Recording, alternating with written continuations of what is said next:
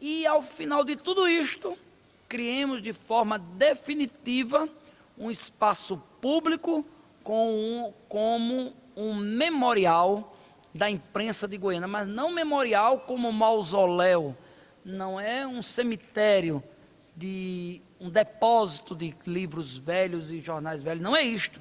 Nós queremos algo lúdico, dinâmico, midiático, onde as pessoas mergulhem na história, se vejam na história e escrevam as páginas da nova história, da nova imprensa de Goiânia.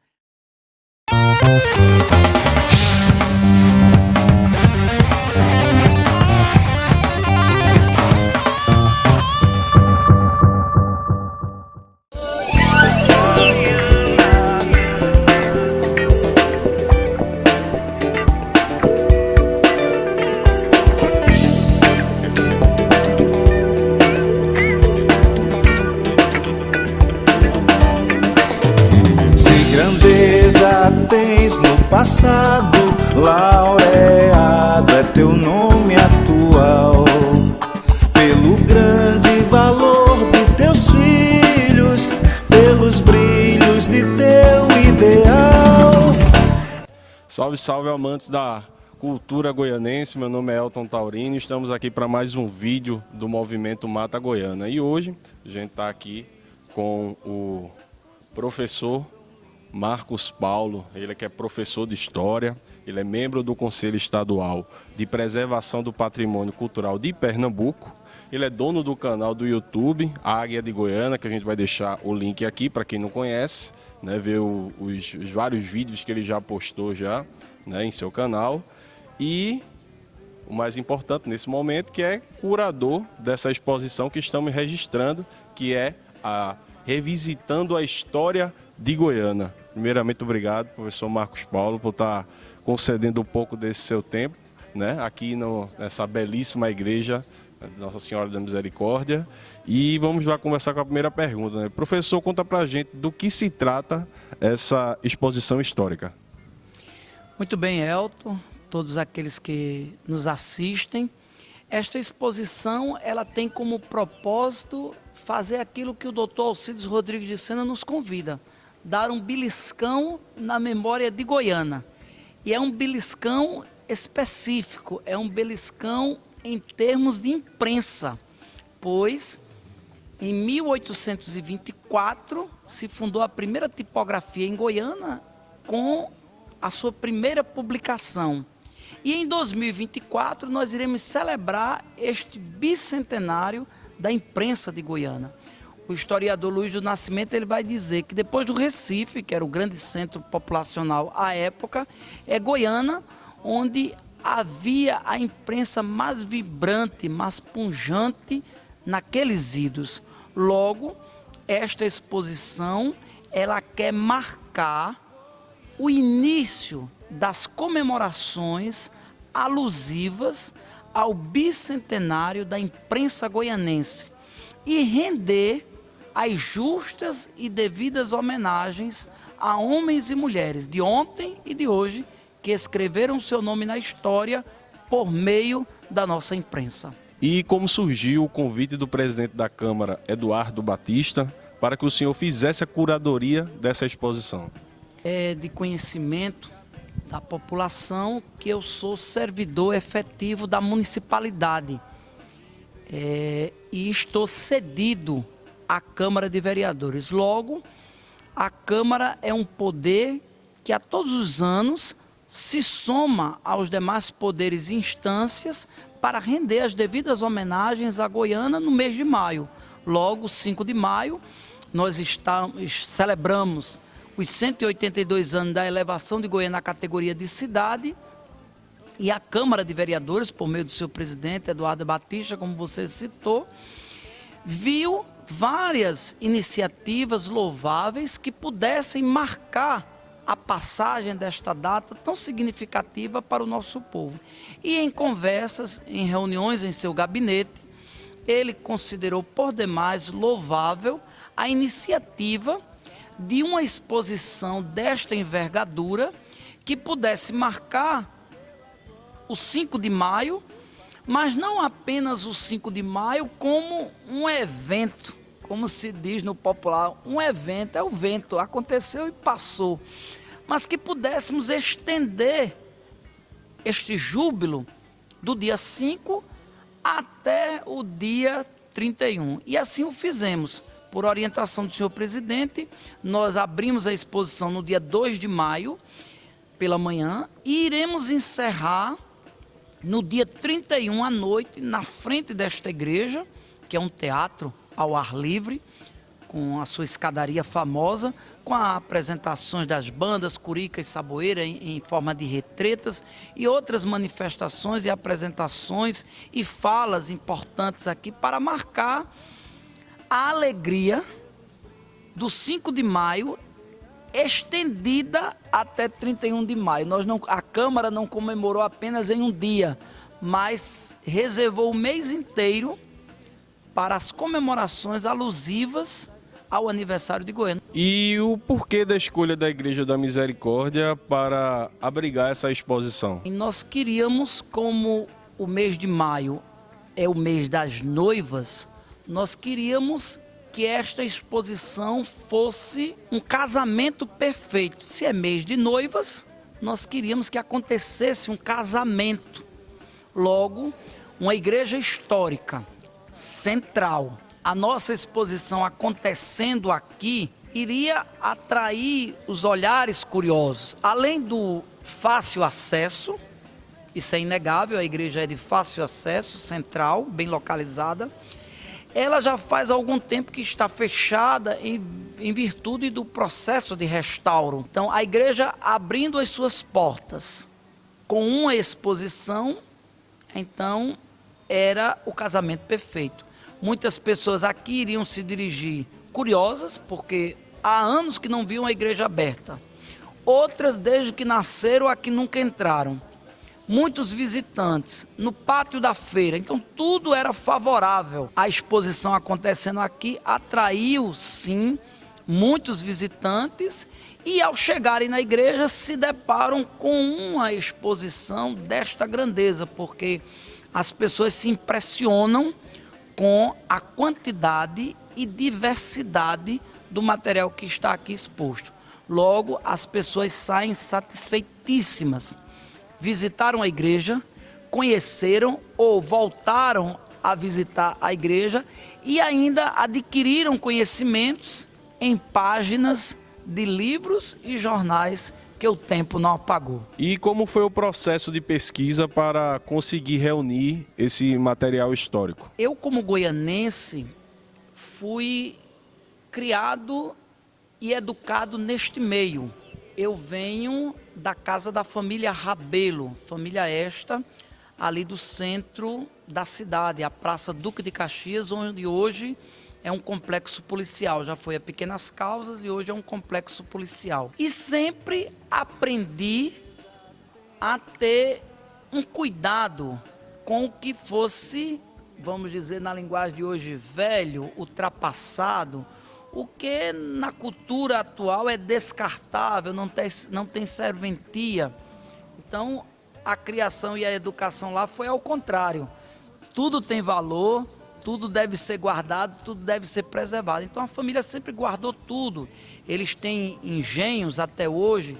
Então, a minha criação foi nesse ambiente de antiguidades. Daí me vem o interesse de preservar as coisas.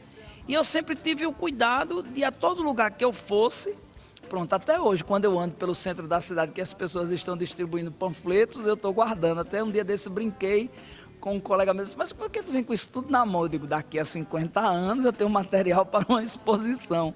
Mas assim, eu sempre guardei tudo. E o que acontece muito nessas cidades históricas, como é o caso de Goiânia? A família aqui vive, seus parentes estão fora, São Paulo, Rio, Recife. Quando os daqui vêm a falecer, as famílias não têm mais interesse de voltarem para morar em Goiânia. Já estão em seus apartamentos, muitas até de idade avançada. Então o que dizem? Nós iremos vender o imóvel, iremos vender a propriedade. Nada que tenha nele nos interessa mais. Então, das casas nas quais eu convivi, eu sempre pedi, sempre preservei E as pessoas, por conhecerem a minha história, sempre também me presentearam com muitas coisas. Ontem eu recebi uma doação da família Barros de Carvalho, Lourdes Rabelo, aqui da Rua do Amparo, também a família me presenteou com livros e documentos. Marlene Prestrelo, que tem mais de 80 anos, foi funcionária da fábrica de tecidos, também me doou todo o acervo, alguns objetos que pertenceram, algumas coisas que pertenceram ao professor Mário Rodrigues. Então, assim, no decorrer do tempo, o povo vendo a minha história, tem um canal do YouTube, lancei a história da cidade em quadrinhos, então as pessoas vão se identificando com você. E hora a outra alguém chega, pronto. Recentemente eu recebi uma imagem preciosa, valiosa, de uma família da praia de Pontas de Pedras. A moça é aqui da Rua Augusta e o pai dela veio a falecer e ela disse: Marcos, aquela imagem que foi do meu pai eu vou presentear a você, porque você zela, você tem um interesse na história. Então isso sempre aconteceu em toda a minha vida. Eu tenho 42 anos de vida, mas as pessoas sempre me viram como uma pessoa que tem um cuidado, um olhar pela história de Goiânia.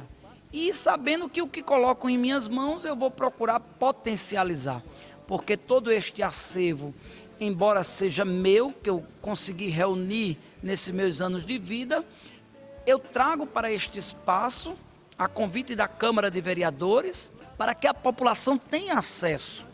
Logo, a gente vê pelo livro de registro, quase 2.000 pessoas já passaram por aqui. Nós estamos há 17 dias do mês de maio. Então, para uma exposição que foi aberta no dia 2, 15 dias. Então, quase 2.000 pessoas já passaram aqui. Então, consegui contagiar a todo este povo com o goianismo que o doutor Alcides Rodrigues de Sena nos convida a ter, este espírito de pertencimento, é o maior pagamento, é motivo de glória. E eu sinto muito orgulho ter catado muito lixo, ter ido em busca de tanta coisa que o povo jogava fora, que desprezava. Lembro bem uma vez uma instituição aqui em Goiânia, que eu não vou dizer o nome para não expor as pessoas, um amigo meu fez assim: Marcos, estão botando tudo no lixo. Eu digo: eu vou lá agora, e fui. Quando eu cheguei lá, que entrei, a pessoa disse: o que é que você está fazendo aqui? Quem lhe chamou? Eu saí murcho, eu saí triste, e começaram a quebrar as coisas, e quebraram o piano, rasgaram foto, acabaram com tudo. Eu digo: meu Deus, como é que se faz isso com a história de Goiânia? Mas eu não tive demora, fui para o outro lado da rua, esperei botar os sacos de lixo fora, depois fui abrir aquilo tudo, catar as fotos, procurar as folhas de livro que tinha, porque eu sei o valor. Aqui nasci, aqui me criei, aqui morrerei. Quem sabe o valor destas coisas sou eu. Então não são pessoas que não são daqui. Muitas das vezes quem maltrata muito a nossa história é porque não conhece, não é do lugar. Mas, repito, consegui juntar tudo isto e continuo juntando com este espírito de implicância. A criação que tive, que foi com um olhar diferenciado para as coisas antigas. A senhora que me educou, hoje ela está com 106 anos de idade. Maria do Rosário de Albuquerque Cunha Rabelo. Foi ela que incutiu em mim esse amor pela história de Goiânia. E hoje eu sou como ela, guardo tudo. E tudo que guardei e continuo juntando, vou produzindo dessa forma para que mais pessoas se apaixonem pela história de Goiânia. Quanto mais pessoas se apaixonarem por este lugar, mais nós iremos prosperar. Goiânia tem uma rica história cultural, mas nenhum espaço adequado para abrigar devidamente tanto material. O que o senhor acha que falta para se conseguir esse local e como seria possível mantê-lo? Elton, a pergunta é muito pertinente e eu sonho que, ao abrirmos esta exposição no dia 2, encerrarmos no dia 31, que já nos pedem que prorroguemos. A data fixada é 31, mas já há pedidos para que haja prorrogação. Mas aí há de depender da presidência da Câmara sobre esta prorrogação. Eu estou apenas na curadoria e catalogação e curadoria do evento.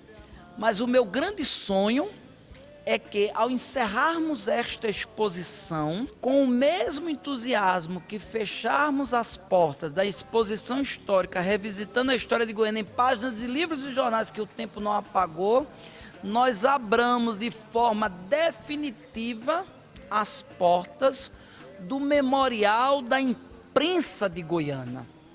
O meu sonho é que este acervo que hoje aqui está exposto, em um período curto de tempo, ele possa ficar exposto de forma permanente no Memorial da Imprensa, onde todo este material esteja exposto em vitrines, mas também digitalizado, para que as pessoas tenham acesso ao chegarem no ambiente, visualizarem, fotografarem, filmarem, mas baixarem qualquer arquivo, lerem, pesquisarem, porque isto aqui é a alma da imprensa de Goiânia. Este acervo reunido, se pode dizer, a partir dele, Goiânia teve no passado uma imprensa grandiosa, pujante, uma imprensa que fez valer o nome de imprensa. Pois aqui, como você observa, nós temos uma máquina francesa, da antiga tipografia violeta, vinda da França de navio, desembarcada no canal Goiânia, durante muito tempo usada na tipografia violeta, que todos os escritos mais importantes do passado, cartões de visitas, convites, livros, jornais, passaram por esta máquina. Nós temos jornais das mais diferentes épocas, jornais centenários, como jornais com 50 anos, 40 anos, 10 anos, de todas as épocas, e livros, os mais diversos. Então, aqui está a alma da imprensa goianense. E o meu sonho, o meu desejo é que daqui para o bicentenário que se dará em 2024, nós inauguremos o espaço, o memorial da imprensa de Goiânia.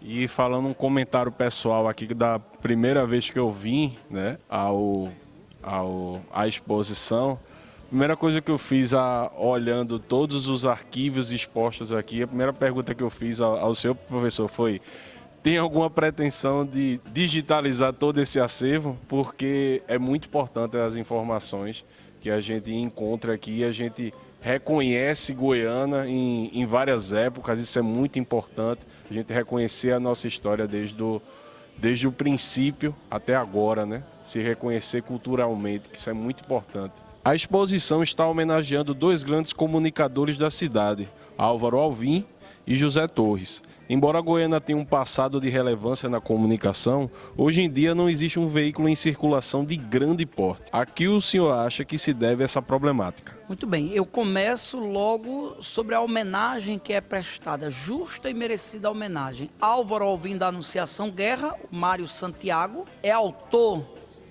do hino de Goiânia, do hino da Curica, do hino da Imaculada Conceição, dos 10 tomos do Analeto Goianense, os 10 volumes que versam sobre a nossa história, e o nome dele consta em muitos jornais que estão nessas vidraças, pois ele era um entusiasta da imprensa goianense. Inclusive, o livro de Luiz do Nascimento, A História da Imprensa de Goiânia, só foi possível ser produzido, aqui o autor agradece, ao acervo pessoal de Álvaro Alvim da Anunciação Guerra, que fez parte de várias redações de jornais que aí estão expostos. Um outro é o José Torres, querido por todos nós, Zé Torres, que durante 16 anos manteve o jornal A Província. É um jornalista mais recente, mas que também escreveu seu nome na história. Ao lado deles tem grandes nomes do passado. Escolhemos estes dois não em demérito de ninguém, longe de nós. Foram os nomes que vieram à mente como fazendo um elo com um passado mais longínquo, Álvaro Alvim da Anunciação Guerra, e um passado mais recente na pessoa de José Torres. Mas teremos ocasiões para homenagearmos os demais. Sexta-feira 13, nós fomos ao cemitério, o senhor presidente da Câmara, Eduardo Batista, com alguns assessores, depositar um ramalhete de flores no túmulo de Álvaro Alvim, como no túmulo de José Torres, pois no 13 de maio celebramos 20 anos do falecimento de Álvaro Alvim, 13 de maio do ano de 2002, logo em 2022, 20 anos que ele partiu, mas deixou um legado. Hoje foi muito prazeroso reunir as crianças aqui e cantar com elas o hino de Goiânia, homenageando a cidade e recordando a genialidade de Álvaro Alvim. Olha só, no passado, há 100, 200 anos atrás, era o que se tinha. O prelo e a produção, os tipos, era fazer jornais. Era a forma de se comunicar, de se impor, de reivindicar. Tanto que em todo lugar que nós tínhamos jornais, o Convento do Carmo tinha jornal, paróquia tinha jornal, banda de música tinha jornal, maçonaria, prefeitura, câmara, tinha jornal que circulava no São João, jornal que circulava no Carnaval, de todos os lugares. A classe médica tinha um jornal, a cultura tinha um jornal, jornais, pasquins, tabloides, jornais diários. Era uma forma de expressão de uma época onde a internet não existia. Hoje, com as novas tecnologias, a gente observa que até as grandes mídias de jornais impressos, elas estão mais acanhadas. Agora, claro que não deveriam ter desaparecido. O que nos causa estranheza é como que um passado tão pujante tem um presente tão minguado. Onde está a imprensa hoje? Então, é algo que esta exposição provoca pesquisa. E aí nós temos pano para as mangas. Inclusive, eu sou até mais ousado em dizer que nós temos material suficiente para monografias de pós-graduação, teses de mestrado e doutorado que possam versar sobre a imprensa de Goiânia. A gente até provoca aqueles que nos assistem e que estudam a temática para que se debrucem sobre essa vertente da imprensa de Goiânia. Porque é uma pergunta que nós hoje só conseguimos responder dizendo que as novas tecnologias fez com que o povo não tivesse mais aquela paciência e interesse dos antigos. Por exemplo, eu só tenho 42 anos de vida, mas tudo meu eu gosto no papel. Eu não me acostumei ainda em corrigir texto numa tela, eu gosto de corrigir rabiscando. Então, assim, já a geração atual é bem diferente. Tudo é muito midiático, é muito do WhatsApp, da internet, das redes sociais. Então, eu acredito que esta avalanche tecnológica pode ter contribuído para o sufocamento desta imprensa escrita, mas que não deveria ter desaparecido. Uma goiana que teve diversos jornais, hoje, em pleno 2022, deveria existir ao menos um que saísse a cada 15 dias, a cada mês, mas deveria existir uma publicação.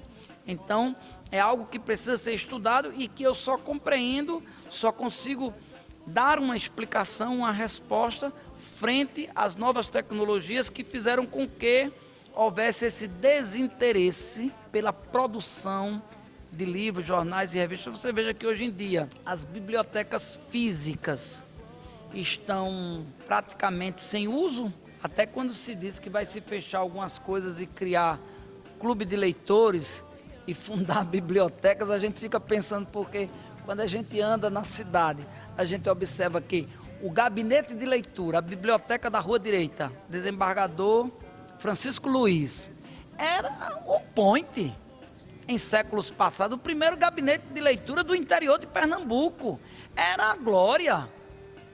Então era motivo de inveja para as cidades circunvizinhas. Hoje não se fala mais, porque a cultura é outra. Antes, a doação de um acervo de livros era coisa almejada, disputada. Hoje, lamentavelmente, quando a gente anda pelas ruas, a gente encontra jogados no lixo, incinerados. Então, assim, é uma triste realidade, mas que nós queremos, com o júbilo, com a alegria, com o culto à memória dos antigos, fazer com que a geração presente reflita que o tempo das letras não é o tempo do passado. O tempo das letras, o tempo da cultura, o tempo da literatura é também o tempo do presente e é também o tempo do futuro.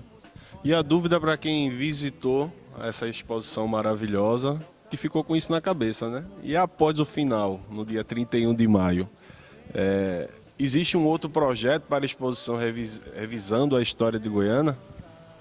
Muito bem, foi aquilo que já conversamos. Nós temos sim o sonho que, ao visitar esta exposição histórica, que tem como tema, nome, revisitando a história de Goiânia em páginas de livros e jornais que o tempo não apagou, nós criamos o Memorial da Imprensa de Goiânia, que esta exposição também vá a Recife, porque Luiz do Nascimento lançou apenas 2 livros, a história da imprensa de Pernambuco e a história da imprensa de Goiânia. Vejam a grandeza, a singularidade de Goiânia. O autor escreve 2 livros, um sobre a história da imprensa de Pernambuco, um sobre a história da imprensa de Goiânia. Então nós queremos que esta imprensa vá também a Recife, fique durante um período, quem sabe de 30 dias, ou na Academia Pernambucana de Letras, no Instituto Arqueológico, ou na Assembleia Legislativa, no mercado de artesanato ali no Cais. Onde houver um espaço, nós queremos levar esta exposição, porque agora nós vamos fazer o caminho contrário. Se foi Recife o primeiro lugar, em virtude das condições da época, da população, o centro populacional da época, nós queremos mostrar agora que na celebração do bicentenário é de Goiânia que vai partir esta exposição para ser exposta na capital, na Veneza brasileira. Então, nós temos sonho que esta exposição possa acontecer nas dependências do Sesc Ler e possa, como eu estou dizendo, acontecer no Recife e, ao final de tudo isto, criemos de forma definitiva um espaço público como um memorial da imprensa de Goiânia, mas não memorial como mausoléu, não é um cemitério, um depósito de livros velhos e jornais velhos, não é isto. Nós queremos algo lúdico, dinâmico, midiático, onde as pessoas mergulhem na história, se vejam na história e escrevam as páginas da nova história, da nova imprensa de Goiânia.